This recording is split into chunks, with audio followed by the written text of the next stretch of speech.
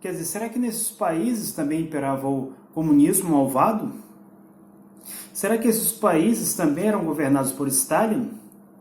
Vamos ler aqui o que nos notifica um jornal polonês chamado Nowy Czas, no ano de 1932. Nós temos aqui a informação de que, junto com a fome, foram difundidas o tifo e a tuberculose, que foi, a propósito, uma das principais causas pelas altas taxas de mortalidade na Ucrânia. E não adianta vir com essa conversinha de que, porque eu conheço um pipoqueiro do Paraná, cujo pai, cujo avô morreu no Holodomor.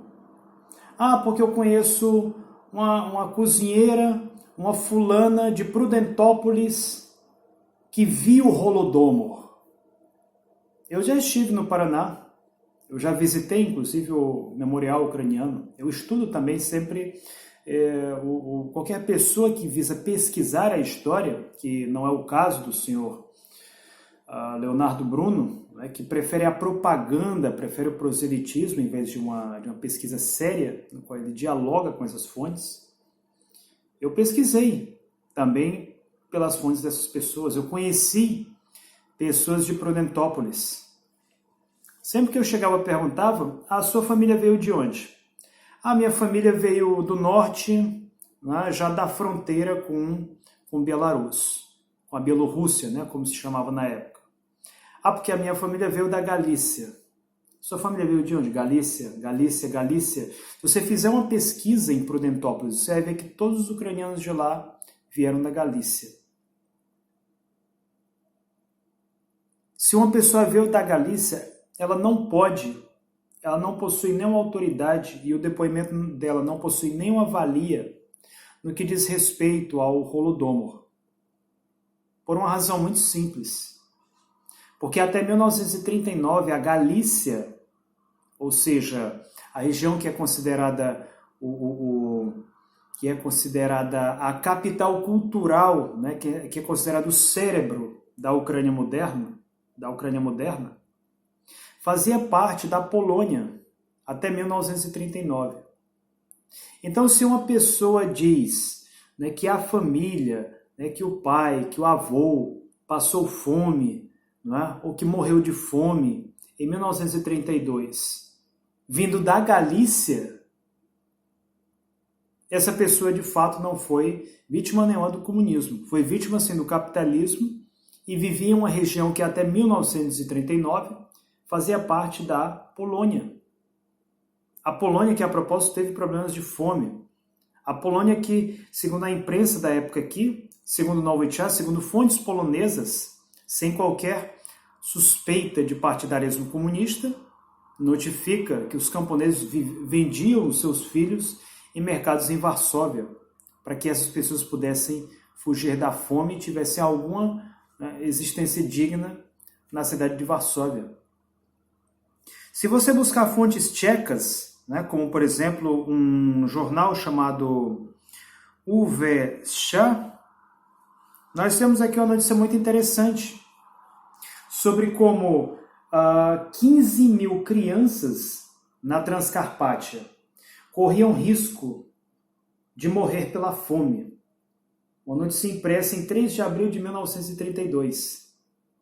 Se nós buscarmos, a propósito, as fontes ucranianas, publicadas nos Estados Unidos, quer dizer, a diáspora ucraniana, nós temos aqui o jornal americano Ukrainsky Shodeny Visty, né, The Ukrainian Daily News, de 1932. Vários artigos aqui, centenas de artigos para ser exato, né, sobre a fome nas regiões ucranianas da Polônia, quer dizer, a Galícia. Como nós encontramos material relativo à fome na Transcarpátia tchecoslovaca, na qual vivia a minoria ucraniana. Então, quer dizer, será que essas pessoas também são vítimas de Stalin? Será que Stalin era tão malvado assim, né, a ponto de sair perseguindo, né, de dizer para os presidentes da Tchecoslováquia, da Polônia, que eles deveriam exterminar a propaganda, a população ucraniana, onde é que está a sua lógica? Você tem bom senso? Você não tem autoridade nenhuma, né, para acusar a União Soviética ou quem quer que for de genocídio, porque você não tem pesquisa nisso. O seu problema aqui não é você saber ou não saber russo. O seu problema é que você não tem pesquisa. Você simplesmente fala baseada em especulações, em coisas que você encontra na internet ou em discursos, né? Ou ainda em exibições falsas, como por exemplo, ora, se na própria Ucrânia, na cidade de Odessa, no início dessa década, houve uma exposição na qual eles mostravam cenas da fome russa no Volga de 1921 como sendo, né, do Holodomor, então você imagina o que não é exibido no ultramar, quando normalmente as pessoas que acompanham a esse tipo de exposição não têm nenhum senso crítico, não têm nenhum conhecimento, consulta ou pesquisa relacionada a essa causa.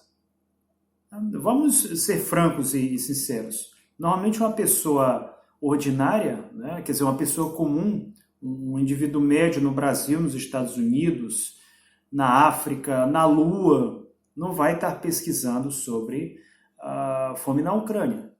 Então, se a pessoa vê, por exemplo, uma notícia sobre isso, vê ainda que essa notícia seja falsa, vê uma exposição e vê que foi, por exemplo, patrocinada pela Embaixada da Ucrânia, normalmente a tendência dessas pessoas é tomar como verdade isso, uma vez que geralmente essas pessoas não dialogam com outras fontes, não pesquisam a partir de outras fontes que possam corroborar ou que também critiquem essa notícia. Logo, essa afirmação de genocídio, ela primeiro é completamente sem lógica, porque na época a União Soviética carecia de mão de obra. Então, quer dizer, como é que um país que carece de mão de obra vai exterminar a sua própria mão de obra? Né? Aqui a gente vê que não tem nenhuma lógica. Segundo, que as ideias, tanto de Lenin e Stalin, né, se existia uma nacionalidade que eles criticavam com muita frequência até 1921, até 1922, esses eram os próprios grandes russos, né, que hoje nós conhecemos simplesmente como russos, e não os pequenos russos que hoje são conhecidos como ucranianos. Logo, não faz sentido aqui querer comparar Lenin ou comparar Stalin com Hitler, né, que era um homem que odiava, né, os judeus com todas as forças. Não faz nenhum sentido. Stalin, que a propósito construiu na Ucrânia a maior usina hidrelétrica do mundo, que foi feita no rio Dnieper, para colocar eletricidade no território da Ucrânia para industrializar o país, para construir um país decente. Stalin fez muito mais pela Ucrânia, inclusive criando a propósito o metrô de Kiev, do que todos os presidentes que a Ucrânia independente teve juntos. Stalin criou fábricas na Ucrânia, criou escolas, criou hospitais, criou casas, né, como essa aqui que você está vendo. Geralmente as casas na União Soviética seguiam um modelo padronizado, né, os apartamentos, para ser exato, que inclusive tem aquecimento. Os russos, assim como os ucranianos também, antes da guerra pelo menos, podiam se dar ao luxo de ter coisas que hoje só um brasileiro rico tem. Tomava banho de banheira, com água quente, tinha um sistema de aquecimento, né? Um pobre em Teresina, um pobre no Piauí, um pobre no Ceará, ele não tem um sistema de ar-condicionado grátis. Ele paga um preço caríssimo. É evidente, claro, que na União Soviética também se pagava pelo gás, também se pagava pelo aquecimento, entretanto não eram taxas abusivas como essa que as pessoas hoje em dia pagam no Brasil. E você ainda quer me perguntar por que eu respeito Stalin? Quer dizer, um homem que construiu casas para trabalhadores, para operários, né, que acabou com a miséria na União Soviética. Ah, mas porque teve fome na Ucrânia. Sim, teve fome na Ucrânia, como tinha fome na Rússia, né? Segundo informação muito interessante aqui que eu li nesse livro fantástico aqui, que é o Mifologia Galadamora, né? Aqui, na famosa enciclopédia de Brockhaus e Efron, impressa em 1893, nós temos aqui, né, que a história da Rússia sempre teve períodos longos de fome pelo próprio território do país. Aqui, por exemplo, essa época é praticamente impossível você plantar alguma coisa quando a neve começa a cair, quando a neve congela. A neve ela possui várias camadas, algumas são muito grossas que se você bater com a sua bota ela não rompe. E ele coloca aqui, né, o primeiro caso de fome que é citado, do qual é conhecido, não quer dizer que antes não tivesse. É um caso de 1020, do ano 1020, quer dizer, do século XI. Será que Stalin também estava vivo no século XI? Né? Será que o Stalin que conhecemos seria alguma reencarnação, né, de um Stalin malvado que viveu no século XI para poder fazer os camponeses morrerem de fome? É isso que você propõe para as pessoas que assistem ao seu blog? É essa a sua teoria de que Stalin é um ente sobrenatural que representa a reencarnação do mal? É isso, Leonardo Bruno? Porque tudo isso que você coloca no seu blog não possui nenhuma lógica. É uma plena sofistaria. Isso é até um desrespeito para uma pessoa que tem bom senso. É um desrespeito, essa que é a grande verdade.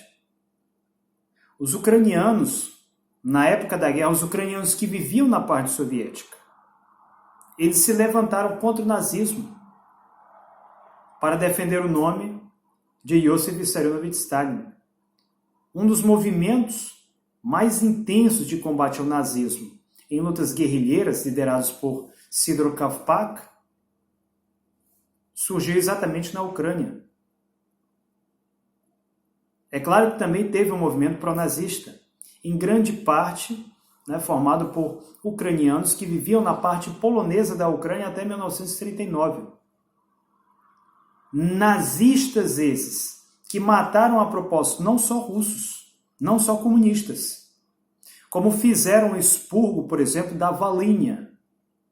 O expurgo da Volhynia, que a propósito está muito bem retratado, é evidente que é um filme artístico, num filme chamado Volhynia, um filme polonês sobre o massacre da minoria polonesa que havia na Ucrânia, controlada pelos colaboradores nazistas. Nazistas esses que promoveram a limpeza étnica contra a população da cidade de Ratin, em Belarus. Queimaram a aldeia completa, né, com todos os cidadãos que eles puderam executar, supervisionados por um major nazista. Crime contra a humanidade esse, muito bem descrito, né, muito bem retratado no filme de Elen Klimov, né, Vai e Veja, Iguia Smatry, filme de 1985 feito na Bielorrússia. Os nazistas que hoje massacram sem dó nem piedade civis inocentes na região do Donbass. A região do Donbass, que a propósito, foi exatamente onde morreram, né, a maior parte dos ucranianos em razão de uma tragédia. E aí vem o ponto mais interessante. É que hoje, na República Popular de Donetsk, e há inúmeras notícias que notificam isso, comprovam que eles retiraram do currículo escolar qualquer menção a genocídio ucraniano, qualquer menção ao Holodomor. Inclusive o próprio ministro da Educação, cuja família, né, foi vítima da fome. Ele que é da região de Donetsk, que em 1932 não se chamava Donetsk, se chamava Stalino. A família dele foi vítima disso. Só que ele quer dizer, que tem, né, ele que teria 1001 motivos para ser contra os russos, ser anticomunista, ser contra Stalin, ele se posicionou a favor da retirada do Holodomor do currículo escolar, conquanto ele reconhece que isso não foi genocídio, foi tragédia. Tragédia, ou seja, algo que independe da vontade humana, como houve tragédia na Tchecoslováquia, na Polônia, em vários países da Europa Oriental no mesmo período. Essa que é a verdade. E não adianta vir dizer que porque a Ucrânia criminalizou a negação do Holodomor. É claro que eles criminalizaram, porque é uma forma de manter a elite deles no poder. É uma forma de promover a ideologia neonazista do Estado ucraniano. É uma forma de promover uma ideologia de pretensões territoriais e pretensões agressivas. É uma forma de se incorporar à organização do Tratado do Atlântico Norte, de justificar a presença de tropas americanas no território ucraniano, de justificar a presença de mísseis americanos em território ucraniano. Essa que é a grande sacada do Holodomor. Quer dizer, uma mitologia criada por neonazistas que foram abrigados nos Estados Unidos e no Canadá para favorecer os interesses do Império contra a União Soviética e, nos dias atuais, contra a Rússia. Porque o Cristiano nega o Holodomor, né? É até engraçado ver os comentários cínicos dos leitores do blog do Conde, como se isso fosse uma verdade absoluta e incontestável, né? Como se isso tivesse sido julgado em alguma espécie de tribunal internacional. Como é que você quer acusar alguém de culpa se isso não foi a nenhum tribunal? E nem deve ir, uma vez que não existe qualquer prova concreta de que isso foi um genocídio. Até porque dessa mesma forma, que repito aqui, foi uma tragédia, houve vítimas russas, houve vítimas judias, houve vítimas de várias nacionalidades. Então você não pode dizer que isso é algo que foi um genocídio, algo que como para acabar com os ucranianos ou com quem quer que seja. Lembrando que esses julgamentos internacionais, né, tá aí, Slobodan Milošević foi levado a um tribunal em Haia, nunca foi provado nada, né? Morreu na prisão holandesa, foi levado a um julgamento político, assim como hoje vários países alegam que a União Soviética cometeu o genocídio, também na época vários países alegavam que a ex-Iugoslávia cometeu o genocídio, né? Que Milošević cometeu o genocídio. Ele inclusive foi preso, foi julgado. Depois que ele morreu, chegaram à conclusão de que ele na realidade era inocente de todas as acusações que lhe haviam sido feitas. Então, ou seja, não venha com esse papinho moralista, né, porque ele é um argumento inteiramente político e que não encontra nenhum tipo de credibilidade, nenhum tipo de confirmação por um historiador sério, e não por historiadores comprometidos com os interesses, né, de dois países imperialistas e assassinos como os Estados Unidos, que matou milhões no Vietnã, que vive promovendo guerras aí e hoje financia terroristas, ou países como o Estado ucraniano, que destruiu e matou milhares de pessoas na região do Donbass. A cidade de São Petersburgo é campeã, o número 1 da imigração aqui, passando até os uzbeques, são os ucranianos, pessoas fugindo da guerra. Em Moscou eu conheci inúmeras pessoas que saíram de lá, da região do Donbass, exatamente porque viram as suas casas serem inteiramente destruídas, né? Quer dizer, imagine você estar em sua casa e de repente ver ela completamente destruída por um governo, né, que se apresenta como o seu governo. É isso que você defende, o Leonardo Bruno? Essa é a sua bandeira, a bandeira de neonazistas e de assassinos? Aqui você não engana ninguém divulgando pseudo-história no seu blog. O nosso blog aqui é um blog de pesquisa, é um blog sério.